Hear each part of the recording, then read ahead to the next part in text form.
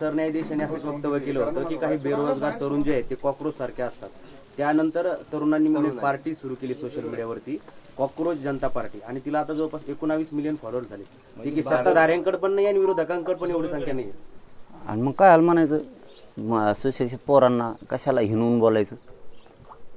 हिणूनच बोलले ना. म्हणजे सरकारची विषयीची जी खतखत आहे ना, ही या माध्यमातून दिसते. तर कोणची पार्टी काय आपल्याला नाही माहीत त्याबद्दल, पण एकूण जो तुमच्या बोलण्यातून अर्थ दिसतोय त्याचा अर्थ असा की ती खतखत आहे लोकांची. उदाहरणार्थ एखादी जमीन आहे राजकीय नेत्यांची आणि आजूबाजूनं त्यांनी सगळ्या जमिनी घेतल्या आणि मग ते लोक आल्यावर, त्यांच्या पाहुणे आल्यावर, मित्र आल्यावर काय म्हणतात, ही सगळी जमीन आपली. पण तुम्हाला मनाने जमिनी दिलेल्या नाहीत, तुम्ही त्या दादागिरीने घेतलेल्या. ही खतखत तुम्हाला माहीत नाही, कारण तुम्ही आज हिटलर दादागिरी करतायत, तसली दहशत माजवताय, त्यामुळे लोक भेट आहेत.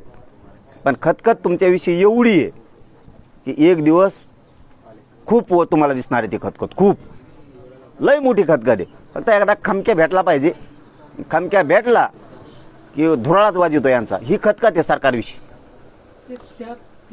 त्यांनी जो ट्विटर काढलेला आहे, एक हँडल काढलेलं, त्यावर पण सरकारनं बंदी आणली. आणि ते कशावर बंदी आणत नाही? ते कशावर बंदी आणत नाहीत? कटणीच्या दुकानावर बंदी आणते. ते इतके हापापलेले ते माल लागू तर फक्त माल. असा खेळ आहे त्यांचा. नाही ऐकलं की लावलीच ती कोण ईडी आणि CBI लावलीच.